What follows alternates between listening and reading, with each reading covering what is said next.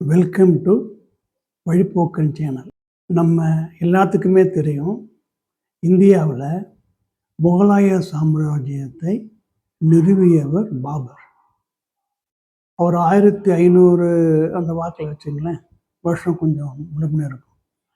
1500 வாக்கில் காபூல்லேருந்து இந்தியாவுக்கு படையெடுத்து வர்றார். அப்போ டெல்லியில் இருந்த சுல்தான் பேர் இப்ராஹிம் லோடி. அவரை சண்டை போட்டு ஜெயிக்கிறார். ஆனால் அவருக்கு உதவி பண்ணவர் இப்ராஹிம் லோடியோட சொந்தக்காரர். அவரோட பேர் ஆலம்கான் லோடி. அவர் பார்க்க போனால் அவர் தான் பாபரையே கூப்பிடுறாரு.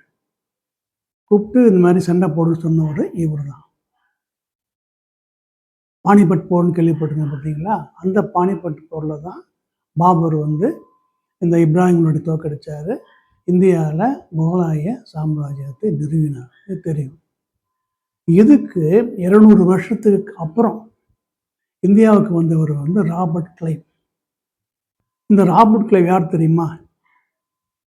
நம்ம ஊர் சொல்லுவாங்க பார்த்தீங்களா, ஒழுங்காக படிக்கலைன்னா மாடு மேய்க்க அமைச்சிருவேன் அப்படின்னு.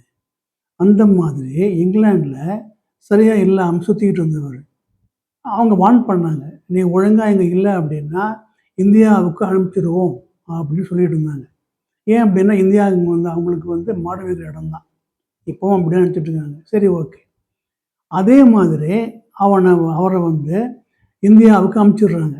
அவர் வந்த இடம் மெட்ராஸ், சென்னை. இப்போ சென்னை. அவர் ஈஸ்ட் இந்தியா கம்பெனியில் கிளர்க்காக ஜாயின் பண்ணுறாரு. அந்த வேலையும் அவர் ஒழுங்காக செய்யலை. ஆனால் அவர் படிப்படியாக கொஞ்சம் முன்னேறி ஈஸ்ட் இந்தியா கம்பெனியில் இராணுவத்தில் ஒரு தளபதி மாதிரி இருந்து 2000 கிலோமீட்டர் தள்ளி இருக்கிற பெங்காலில் இருக்கிற ஒரு நவாப் சிராஜ் உத் தௌலா அவர் படையெடுத்து போய் ஜெயிக்கிறார். சரிங்களா? அது 1750 வச்சுங்க. இப்போ அந்த ஒரு பேர் பிளாசி போர். அந்த பிளாசி போர்லையும் ராபர்ட் கிளைவுக்கு உதவின ஒரு பேர் மீர் ஜாஃபர். அவரும் இந்த சிராஜ் உத்தௌலாவுக்கு சொந்தக்காரர் தான். அதாவது தே ஆர் நியர்பை. அவங்க நெக்ஸ்ட் இருக்காங்க, சுற்றி இருக்கிறாங்க. அவங்க இப்ராஹிம் லோடிக்கு பக்கத்தில் இருந்தவர் ஆலம் கான். சிராஜ் உத்தௌலாவுக்கு பக்கத்தில் இருந்தவர் மீர் ஜாஃபர். இவங்க தான் உதவி பண்ணாங்க. சரித்திரம். சரி, இப்போ எதுக்கு பாபரும் ராபர்ட் கிளைவும்?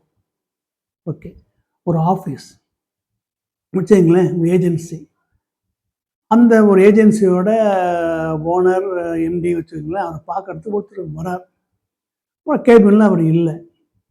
அவர் அப்போ அவருக்கு அந்த கேபிளுக்கு பக்கத்தில் இருக்கிற ஒருத்தர் கேட்குறாரு, எங்கே சார் எங்கே அப்படின்னு. உட்காருங்க, வருவார் அப்படின்னு சொல்லிட்டார் அவர். இவரும் வெயிட் பண்ணுறாரு. 1/2 hour ஆச்சு, 1 hour ஆச்சு, 1.5 மணி நேரம் ஆச்சு. அப்புறமா அந்த ஓனர் வராரு. வந்த உடனே இவர் என்ன பண்ணுறாரு, நம்ம பார்க்குறதுக்கு கேபிள் நுழையிறார் வந்தவர். இவர் அந்த கேபிளுக்குள்ள நுழைஞ்ச உடனேயே வெளியில் உட்காந்து அந்த ஸ்டாஃப் வச்சுங்க, ஆஃபீஸர் வச்சுங்க, அவர் உள்ளே வரார். உள்ளே வந்துட்டு அந்த ஓனருக்கு முன்னாடி வந்தவரை பார்த்துட்டு, சார் என்ன சார் விஷயம், என்ன சார் நீங்கள் வெயிட் பண்ணீங்க, நான் கேட்டேன், விஷயம் கேட்டேன், சொல்லுங்கள் சார் சார்கிட்ட அப்படிங்கிறாரு. 2 மணி நேரம் உட்காந்துட்டு இருந்த அந்த ஒரு கஸ்டமரை ஒரு வார்த்தை ஏன்னு கேட்காம அடிச்சு உட்காந்துருந்தவர் முதலாளி வந்த உடனே என்ன சார் ரொம்ப அக்கறை மாதிரி கேட்குறாரு. இது எல்லா இடத்துலையும் நடக்கிறது தான். ஆனால் இந்த மாதிரி செய்கிறவங்க அந்த மேனேஜருக்கோ ஜிஎம்க்கோ இல்லை ஓனருக்கோ உண்மையிலேயே உதவி செய்கிறவங்களா? இதுக்கு பேர் சீன் போடுறதுங்கிறது தமிழில் சொல்கிறாங்க பார்த்தீங்களா, சீன் போடுறது அப்படின்னு. இந்த மாதிரி எல்லா ஆஃபீஸ்லேயும், எல்லா பிஸ்னஸ்லேயும், எல்லா ஏஜென்சிலையும் இருக்காங்க. இவங்களை என்ன பண்ணுறது?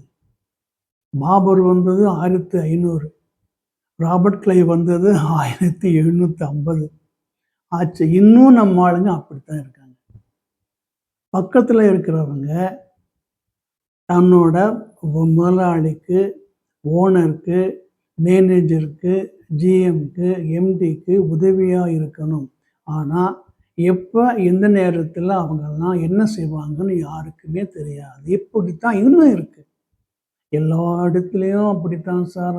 பக்கத்தில் இருக்கிறவங்களும் ஜாக்கிரதையாக இருக்கணும் அப்படின்னாலும் 10% நியர்பை அவங்க தான் செய்கிறது எல்லாமே. நன்மையாக செய்கிறதும் அவங்க தான், காலவாரி விடுறதும் அவ்வளோதான். இந்த பக்கத்தில் இருக்கிறவங்க நல்லவங்களாக அமைகிறத பொறுத்து தான் ஒரு நிறுவனம், ஒரு மேனேஜர், ஒரு முதலாளி, ஒரு ஓனர் வெற்றி இருக்குது. அது அவங்கவுங்க அதிர்ஷ்டமா துரதிர்ஷ்டமாங்கிறது யாராலையும் சொல்ல முடியாது.